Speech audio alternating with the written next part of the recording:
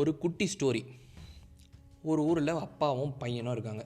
அந்த அப்பா வந்து அந்த பையனை கூப்பிட்டு, நான் உனக்கு ஒரு 12 lakhs கொடுக்குறேன், நீ போய் பிஸ்னஸ் பண்ணிட்டு வா, டிஃப்ரெண்ட் கண்ட்ரிஸ் சுற்று, உன் ஃப்ரெண்ட்ஸோடு போயிட்டு வான்னு சொல்லி அனுப்பி விடுறாரு. அந்த பையனும் அவன் ஃப்ரெண்ட்ஸோடு வந்து டிஃப்ரெண்ட் கண்ட்ரீஸ்க்கு போகிறாங்க, பிஸ்னஸ் பண்ணுறாங்க, பயங்கர ப்ராஃபிட்டோடு திரும்பி வரலான்னு சொல்லிட்டு வராங்க. வரும்போது என் மகன் எங்கே காணோம் சொல்லும்போது அவங்க ஃப்ரெண்ட்ஸ்லாம் என்ன சொல்கிறாங்க, இந்த மூட்டையும் இந்த ஒரு பாக்ஸையும் உங்ககிட்ட கொடுக்க சொன்னார் உங்கள் பையன் அப்படின்னு சொல்லி கொடுக்குறாங்க.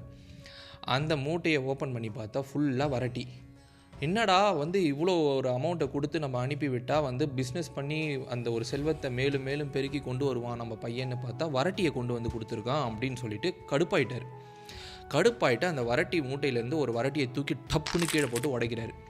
உடைச்சா அதிலிருந்து நவரத்தினங்களும் செதறுது. பார்க்கும்போது என்னடா நம்ம பையன் ரொம்ப ப்ரில்லியண்ட்டாக வேலை பார்த்துருக்காரு, எங்கே நம்ம பையன் அப்படின்னு சொல்லி கேட்கும்போது அவங்க ஃப்ரெண்ட்ஸ் வந்து, இந்தாங்க உங்கள் பையன் இதை உங்ககிட்ட கொடுக்க சொன்னார்னு ஒரு பாக்ஸை கொடுக்குறாங்க. அந்த பாக்ஸில் ஓப்பன் பண்ணி பார்த்தா ஒரு பேப்பரில் ஒரு வரி எழுதியிருக்கு. என்னடா வரின்னு பார்த்தா, காதற்ற ஊசியும் வாராதுக்கான் உன் கடை வழிக்கேன்னு சொல்லிட்டாங்க. அவ்வளோதாங்க. அதோடு அவர் எல்லாத்தையும் திறந்துட்டு அடுத்த வந்து வாழ்க்கையில் எதுவுமே நிலையற்றது அப்படின்னு சொல்லிட்டு போயிட்டார். அவர் வேறு யாரும் இல்லை, பட்டினத்தார் தான். பட்டினத்தாரோட மகன் தான் மருதவாணன். அந்த மருதவாணன் தான் இந்த விஷயத்தை பட்டினத்தாருக்கு புரிய வைக்கிறாரு. மருதவாணன்றது சிவபெருமானின்னு சொல்லிட்டு ஒரு வரலாறும் உண்டு. இதை வந்து நமக்காக ஒரு பாடலாக வந்து பட்டினத்தார் கொடுத்துட்டு போயிருக்காரு.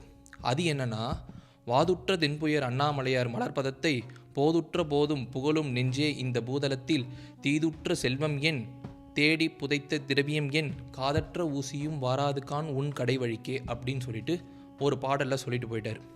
ஒரே simple விஷயந்தாங்க, don't obsessed with money.